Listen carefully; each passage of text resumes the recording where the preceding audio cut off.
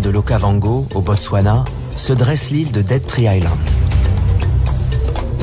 Ces terres riches en eau sont couvertes de verts pâturages. Un territoire fortement convoité.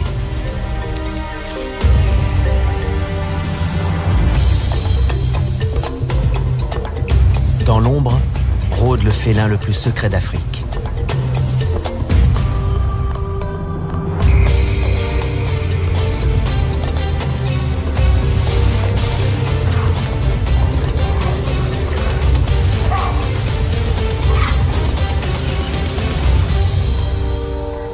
Contraints de partager le même territoire, 3 léopards vivent une cohabitation de plus en plus difficile.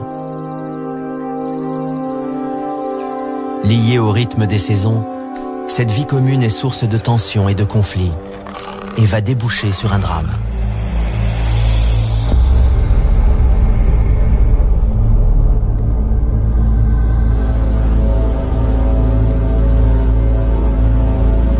Le maître incontesté des lieux est le mâle dominant, Bouddha, un individu robuste de 5 ans, dans la fleur de l'âge. L'une de ses femelles entre et sort régulièrement de son territoire. Grimpeuse hors pair, elle escalade avec agilité les grands ébéniers et saucissonniers de Moremi. Elle porte le nom de Mosweo, pelage pâle.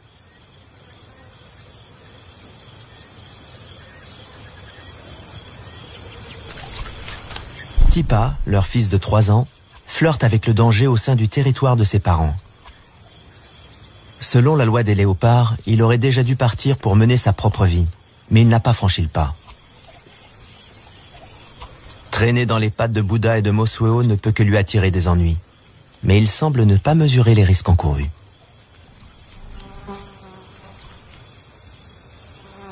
Récemment, un événement est venu chambouler la vie de Mosweo.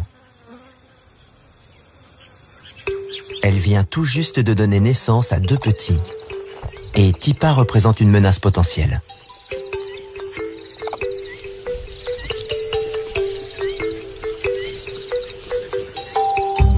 La portée émerge du terrier soigneusement dissimulée. Jusqu'à présent, la mère s'en est bien tirée. Cet été, les proies ont été abondantes.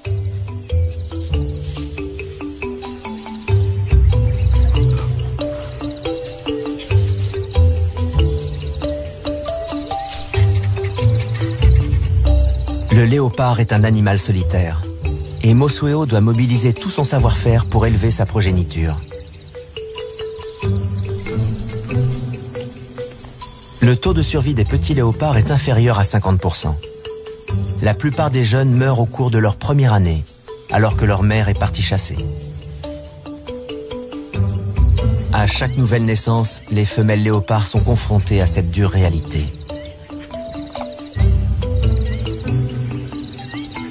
Mosweo n'a pas d'autre choix que de laisser ses petits pour trouver de la nourriture.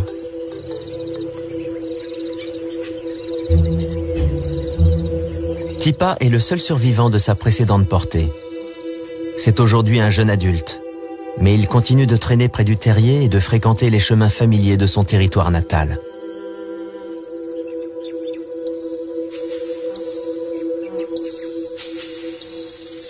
Jusqu'à ce jour, Mosweo a toléré sa présence sur son domaine.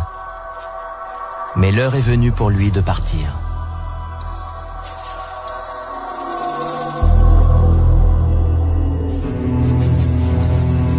Mosweo s'est lancée sur le sentier de la guerre. Elle avance d'un pas décidé, la queue dressée vers le haut.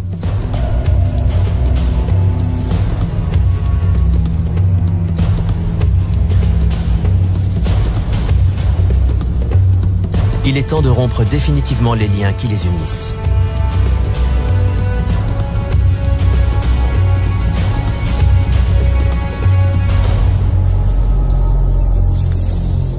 Mosweo marque son territoire près de l'arbre de Tipa.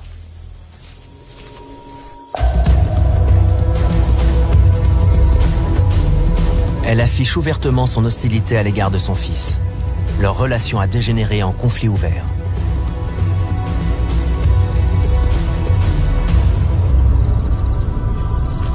Tipa porte encore les blessures subies lors d'un précédent combat. Bien qu'il dépasse sa mère en taille, il reste relativement docile.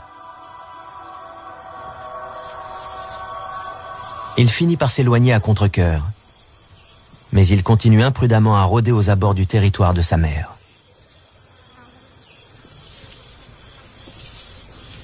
Alors qu'il s'enfonce dans un bois voisin, il tombe sur un redoutable adversaire.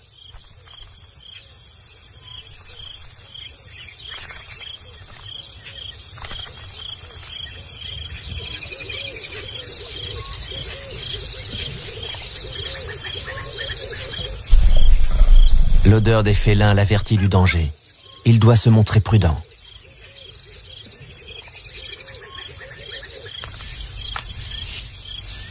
Ses premiers jours passés en territoire inconnu sont périlleux. Le jeune Tipa est extrêmement vulnérable.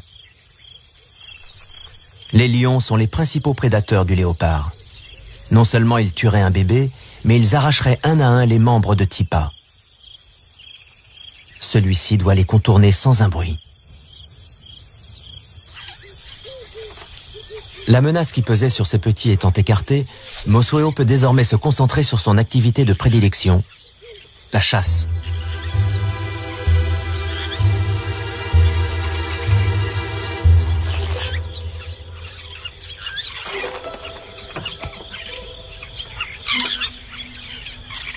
Mosweo est une excellente grimpeuse. Elle aime se poster à 7 ou 8 mètres au-dessus du sol.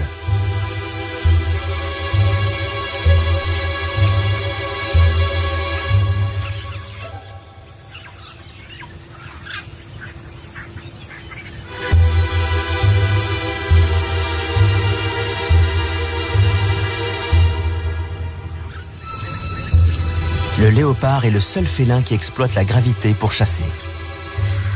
Mosweo est experte en la matière.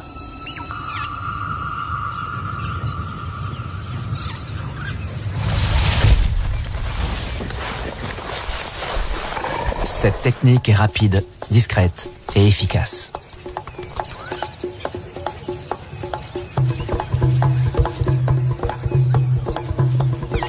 Mais les cris d'alarme de l'impala ont trahi la présence du prédateur dans la forêt.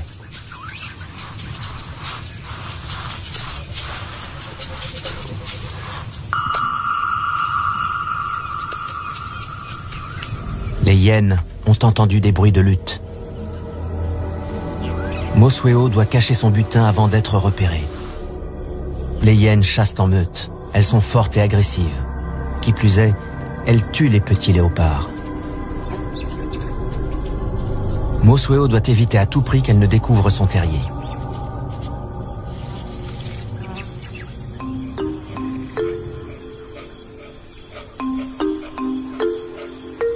Elle prend le risque d'aller chercher ses petits et de les conduire jusqu'à la proie, en empruntant les chemins secrets qu'elle connaît si bien. Elle ne peut mettre la carcasse à l'abri dans un arbre, car ses bébés ne savent pas encore grimper.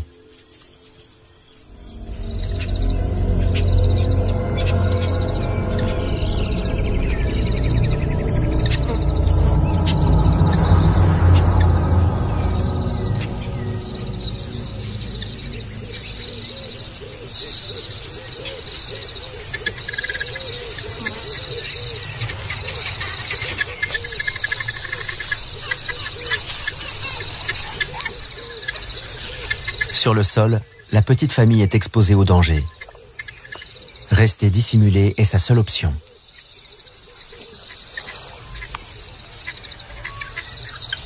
Ici, le léopard est dans son élément. Camouflés dans les broussailles, les petits peuvent manger un moment sans être dérangés.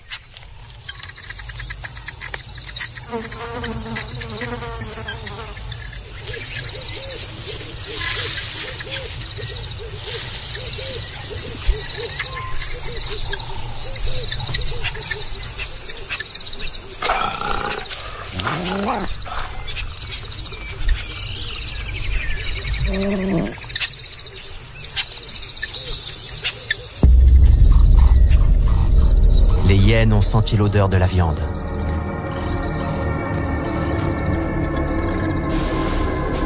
Elles se rapprochent de leur proie. Mosueo doit agir rapidement et résolument. Son plan est de détourner l'attention des hyènes et de les attirer assez loin pour permettre à ses petits de s'éloigner.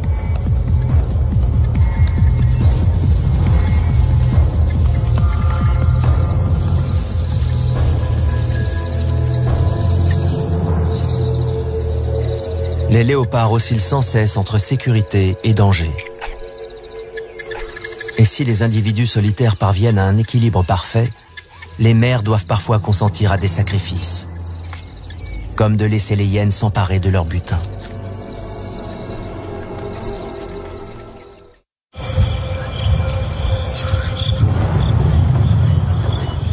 Dead Tree Island se métamorphose au fil des saisons. C'est l'un des rares endroits où l'eau potable est présente en permanence. Toutefois, en été, les herbivores sont tributaires de la pluie qui fait reverdir les pâturages.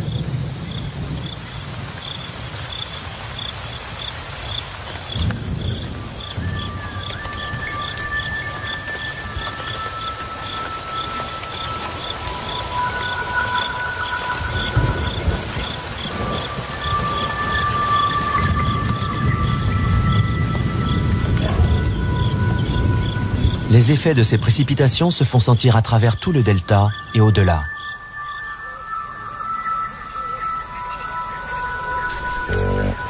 Le sol se couvre d'un épais tapis vert.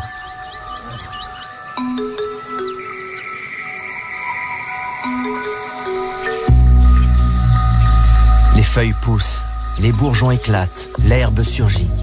Les animaux quittent la forêt et s'éparpillent dans les plaines alluviales environnantes.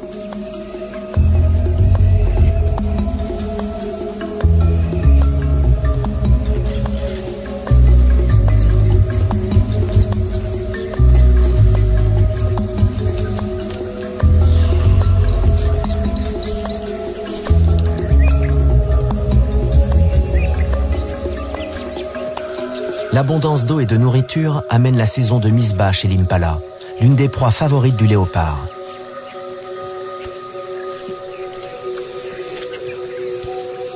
Les naissances interviennent à l'époque la plus favorable en termes de nourriture et de protection. Les petits, leur mère et le troupeau subissent ainsi un stress moins important.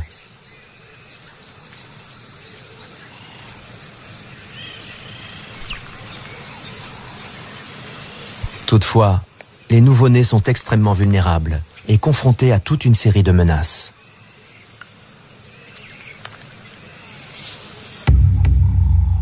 L'île abrite un autre chasseur expert, le python de Seba.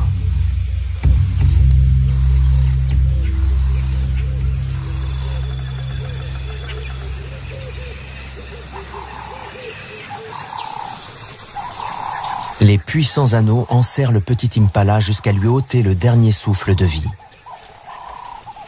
Puis le serpent gobe sa proie en ouvrant largement sa gueule grâce à l'articulation particulière de sa mâchoire.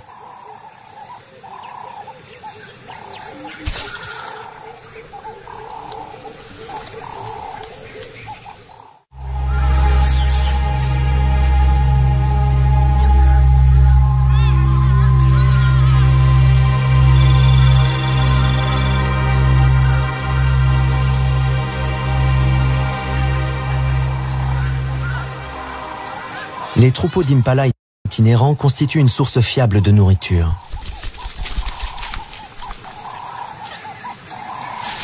Au cours de la nuit, Mosueo a tué l'une des bêtes et a dissimulé la carcasse fraîche dans un fourré. Elle se nourrit rapidement. Pour partir chasser, elle a dû laisser ses petits seuls et sans défense. Elle doit les rejoindre au plus vite.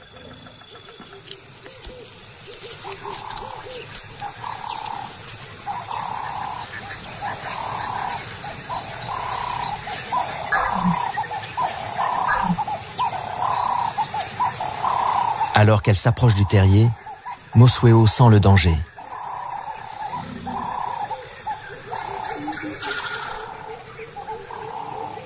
Les hyènes sont passées à l'attaque.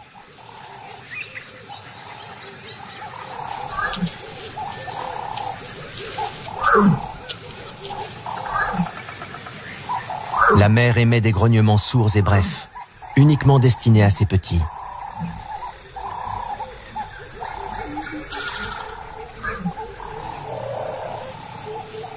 Un seul lui répond.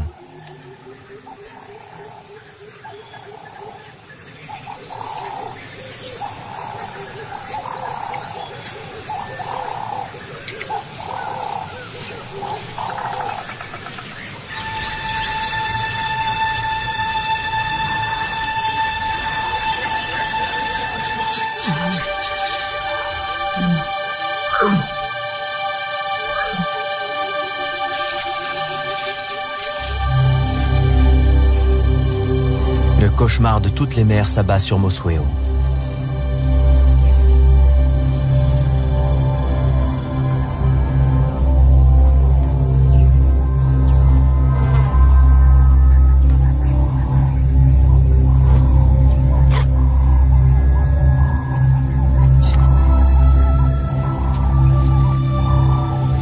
Ses appels semblent désespérés, mais en même temps pleins d'espoir. Son autre petit, la chair de sa chair, lui a été enlevée en une seule nuit.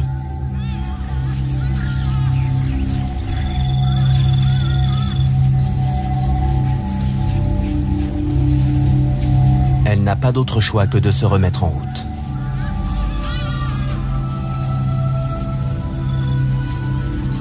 Dans la vie d'un léopard, on n'a guère le temps de pleurer les morts. La petite femelle qui a survécu est en pleine croissance et a besoin de viande.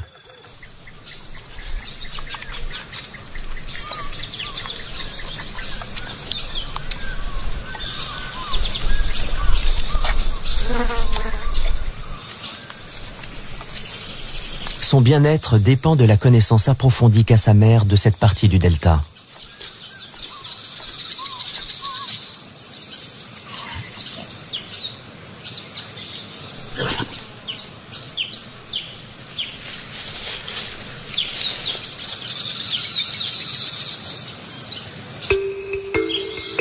La pluie a cessé, et dans toute l'île, la végétation commence à brunir. Les animaux le sentent.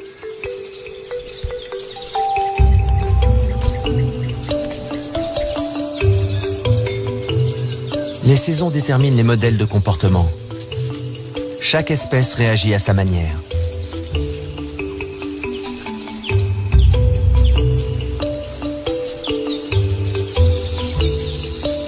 Chez les koudous, le mâle choisit une femelle et la poursuit de ses assiduités.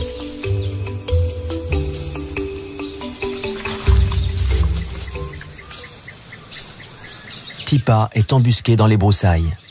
Il s'est égaré et se retrouve sur son territoire d'origine. Tout à leurs amours, les koudous sont inconscients de la menace.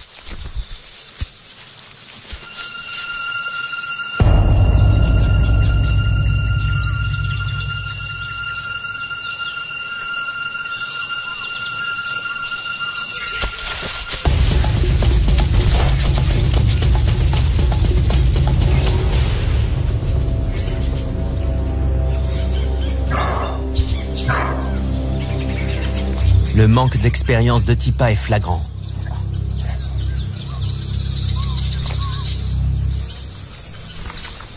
Peut-être est-il encore trop jeune pour réaliser qu'il ne devrait pas gaspiller son énergie à essayer d'atteindre l'inaccessible. Il ne fait pas le poids face à un animal de la taille d'un koudou.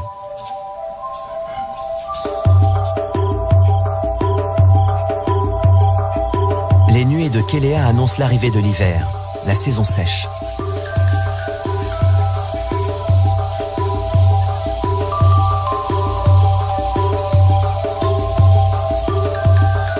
Attirés par la présence permanente de l'eau, de nombreux animaux gravitent autour de l'île.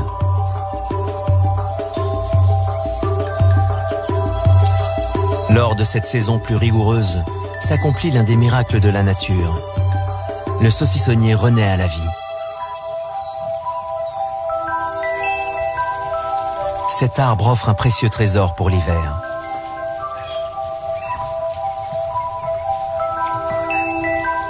Des fleurs remplies de nectar. Un délice pour les babouins qui boivent à même le calice rouge cramoisi.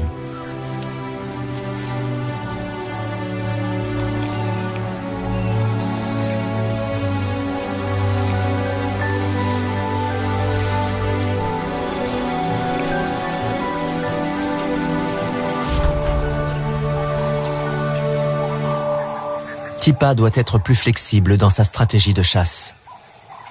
Il doit apprendre à anticiper les mouvements de ses proies. Les babouins mangent salement.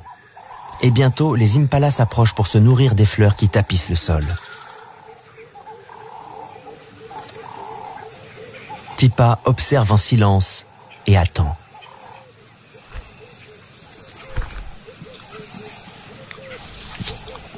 Il faut que l'impala s'approche.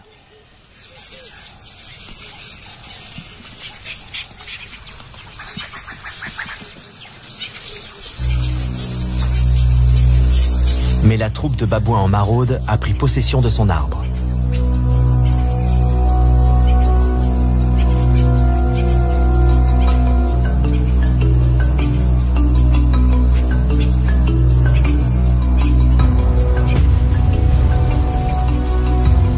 Tipa n'a pas la force de Bouddha, et les singes ne toléreront pas sa présence. S'ils l'attrapent, ils tenteront de le tuer.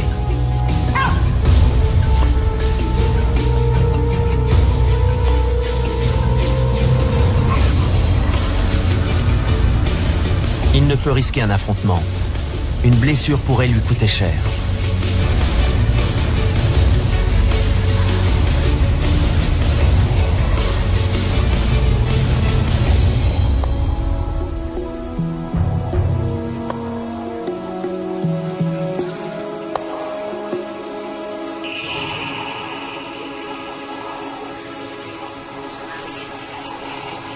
Posté à bonne distance, Mosweo observe la scène.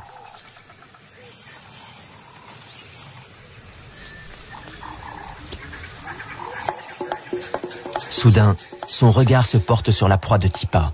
Silencieusement, elle se met en chasse.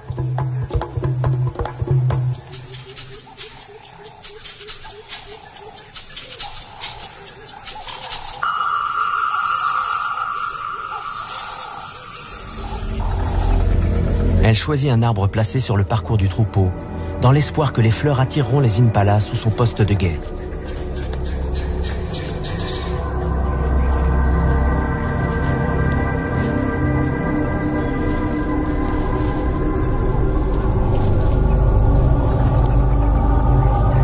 Mosweo fait preuve d'une grande patience. Elle observe les mouvements des antilopes et identifie sa proie.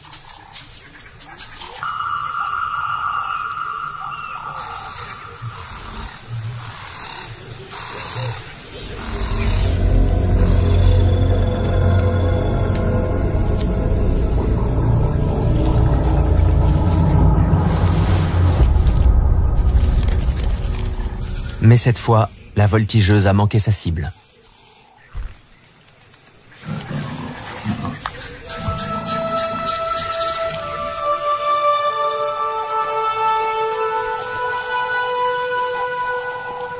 Elle est désormais démasquée et les impalas la surveillent de près.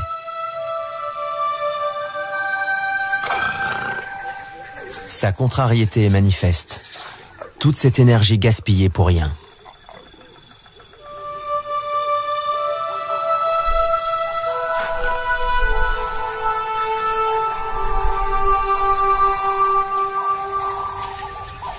Mais elle doit poursuivre son chemin. Elle est à découvert et les babouins sont toujours dans le secteur. Pour aggraver les choses, les cris des impalas ont alerté les lions.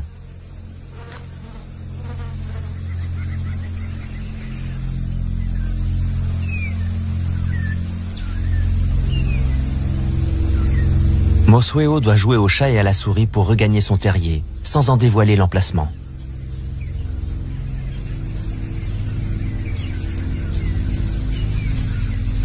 En rechignant à rester à distance du territoire de sa mère, Tipa provoque le chaos. Ses tentatives maladroites pour chasser ont multiplié les pressions sur Mosweo.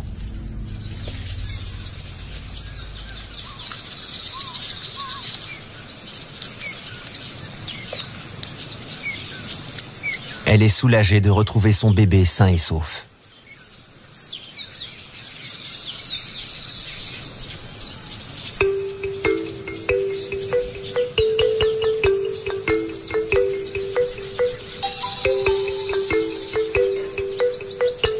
Elle décide de s'installer dans un nouveau terrier. Les lions étaient bien trop près à son goût.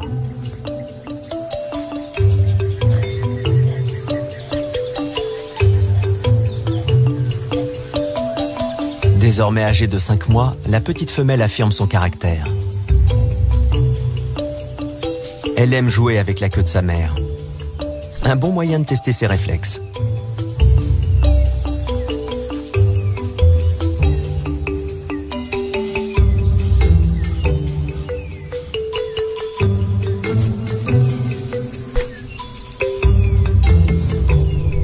Dissimulée dans les herbes sèches, Mosueo se repose.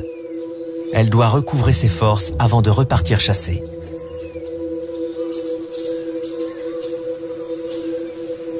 Pour l'heure, tout se passe bien pour la mère et sa petite. Elles sont en sécurité dans le nouveau terrier.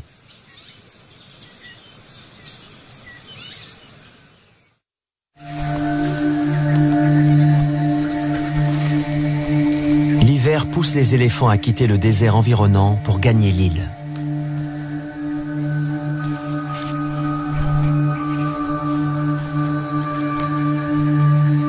Les coqs de Lechwe s'y rassemblent également.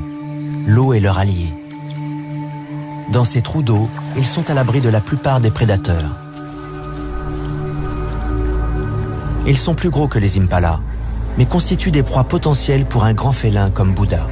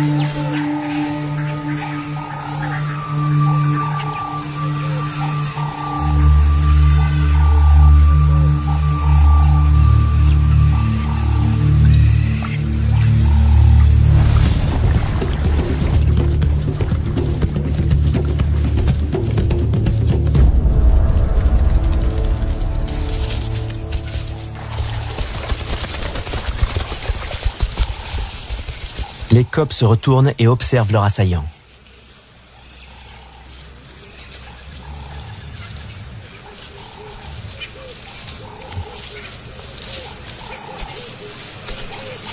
Ils identifient son odeur et la gravent dans leur mémoire pour pouvoir s'y référer par la suite, tout en s'assurant que Bouddha quitte bien le secteur.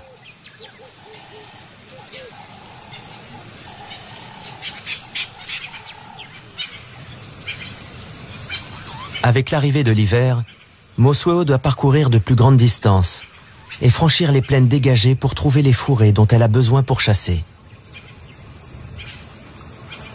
Elle suit les déplacements de ses proies, imitées par les autres prédateurs.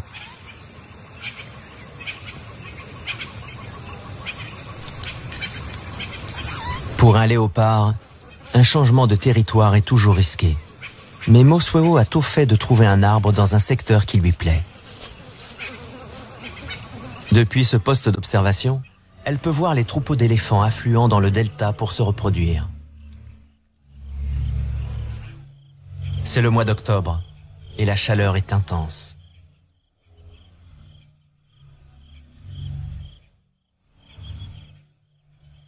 Les eaux pluviales qui avaient apporté la vie dans la région se sont presque évaporées.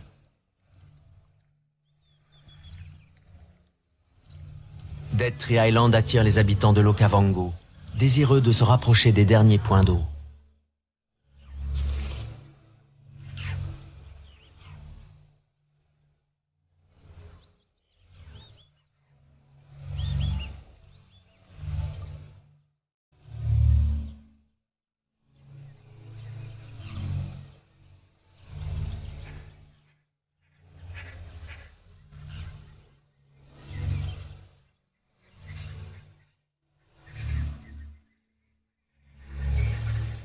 De ces réserves d'eau dépend à présent le sort d'une foule d'animaux.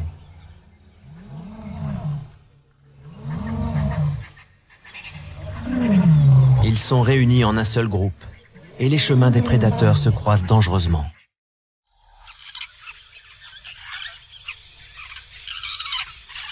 La petite de Mosueo est parvenue à un âge où elle commence à pousser plus loin ses explorations. Il est grand temps qu'elle apprenne à grimper.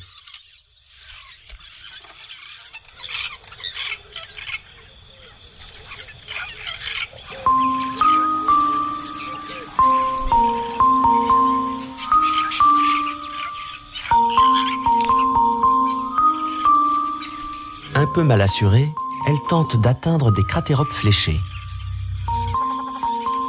Elle est petite et encore vulnérable, d'autant qu'elle est devenue curieuse et qu'elle est désormais capable de s'aventurer hors du terrier, en particulier lorsque sa mère n'est pas dans les parages.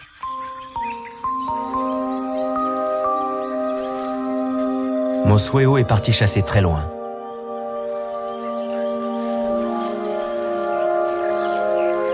Elle ne vient pas souvent dans cette partie de l'île et laisse sa trace pour imposer sa présence.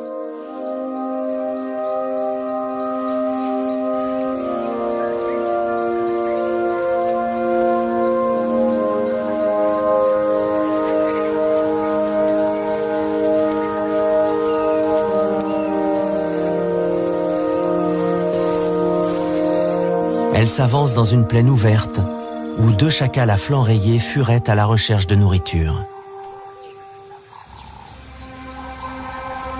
En cette rude saison, Mosueo tire profit de toutes les occasions qui s'offrent à elle.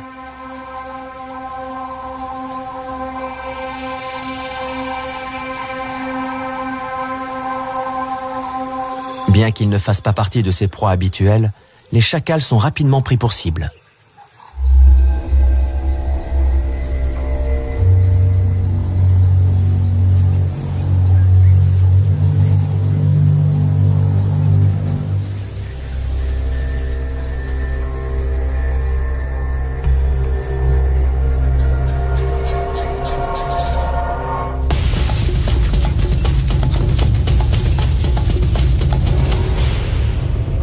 Mais ce sont des animaux malins et capables de pointes de vitesse impressionnantes.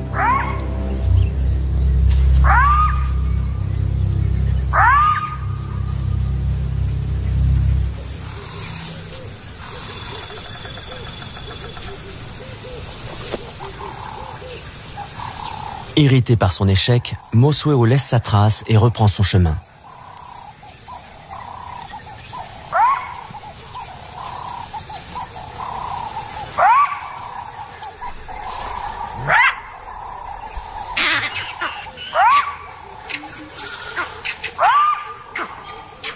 Aux aboiements des chacals font écho les cris des singes verts qui se font entendre dans le lointain. Ces cris d'alerte inquiètent Mosueo. Ils proviennent de la zone où se trouve le terrier.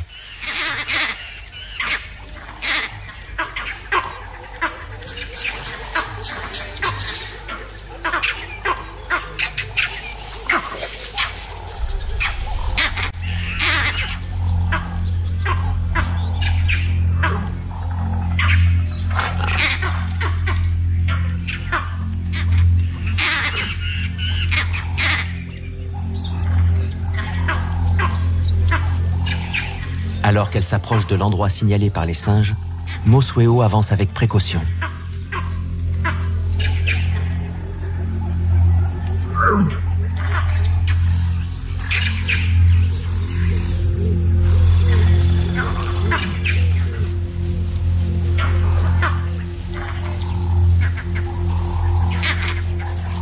Elle se met à fouiller le secteur. C'est alors qu'elle découvre le drame.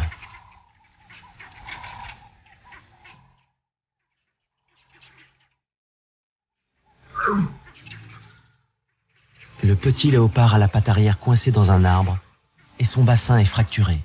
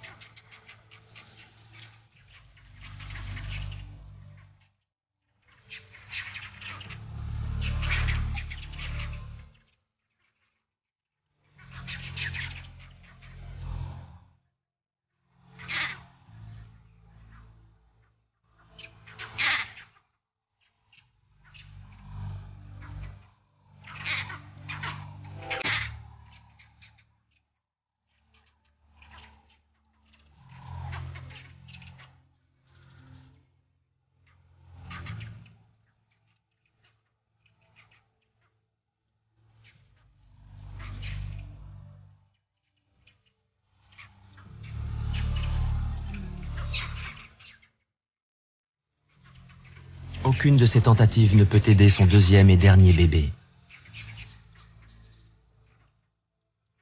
Ni ses coups de patte légers, ni ses encouragements affectueux. Peut-être une dernière invitation à chasser.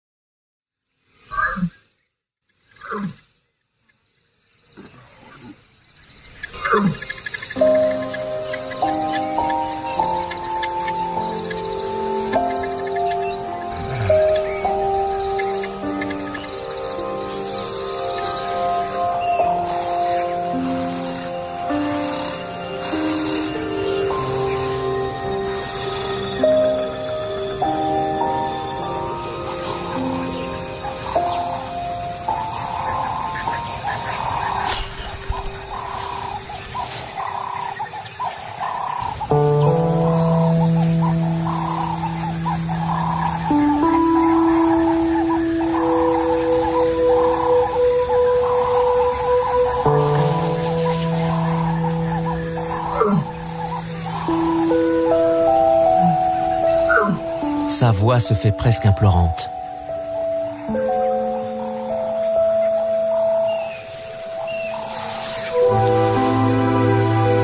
Une dernière tentative, et la patte du bébé est dégagée.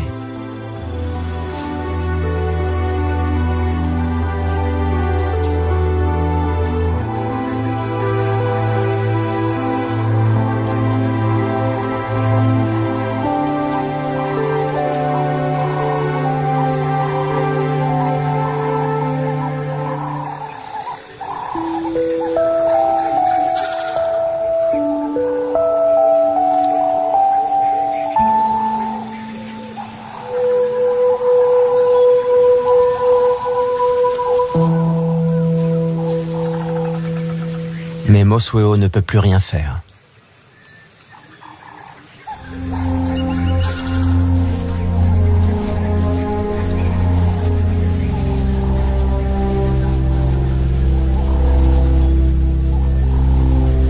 Mobilisant ses dernières forces, le petit léopard se traîne jusqu'à son dernier lieu de repos. Sa mère a déjà décidé de laisser cette scène traumatisante derrière elle.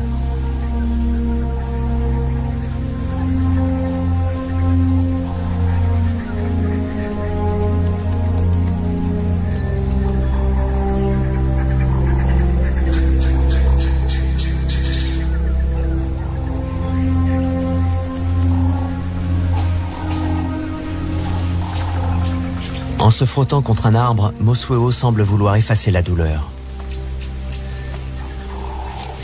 Peut-être est-ce ainsi que les léopards pleurent leurs petits.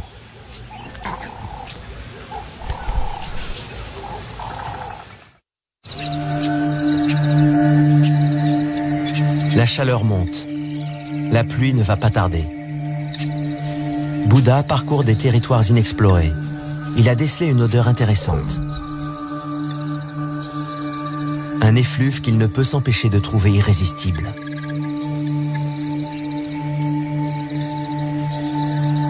Une nouvelle femelle s'est introduite dans son domaine et son odeur titille ses narines. Plus grande et plus robuste que Mosweo, elle apporte la promesse de nouveaux gènes sur l'île.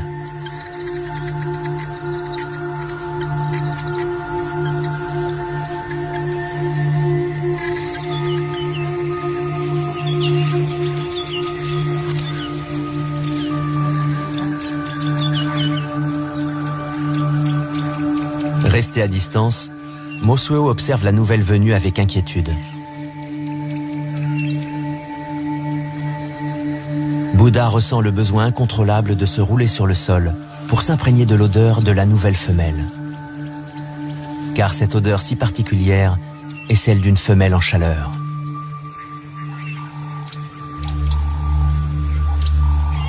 Mosweo suit les traces de Bouddha. Ses cris d'appel sont graves et bien distincts, mais elle sait qu'ils ne lui sont pas destinés. L'odeur qu'elle perçoit ne lui plaît guère. C'est l'odeur d'une autre femelle, une rivale. Instinctivement, Mosuo tente d'effacer les traces révélant la présence de la nouvelle venue. Mais il est trop tard.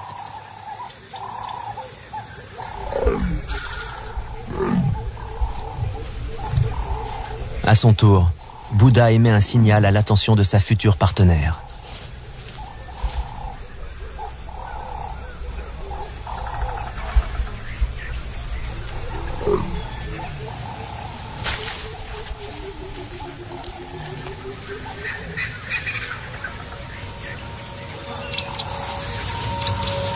La nouvelle femelle s'empresse de répondre à son invitation. Mosuo bat en retraite. Ses efforts sont vains.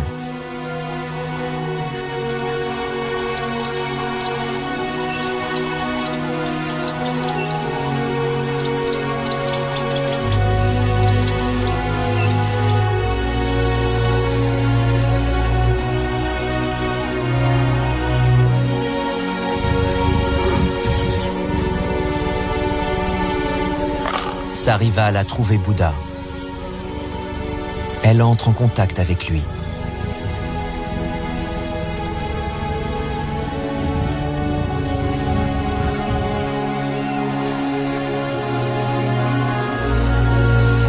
Mosuo quitte l'endroit où elle a donné naissance, peut-être pour chercher un autre territoire et un nouveau partenaire.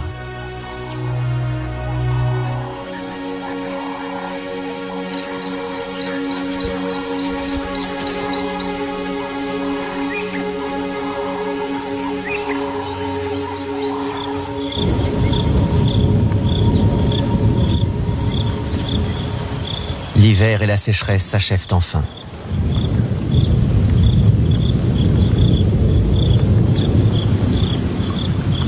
Le changement de saison déclenche chez Bouddha le besoin de se reproduire.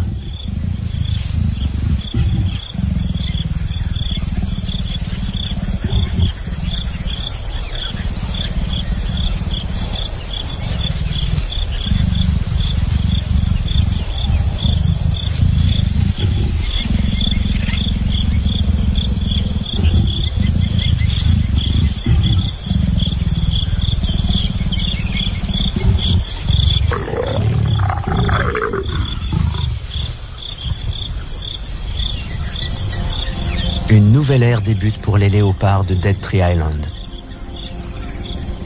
Les deux partenaires vont s'accoupler pendant plusieurs jours, jusqu'à ce que la femelle soit fécondée.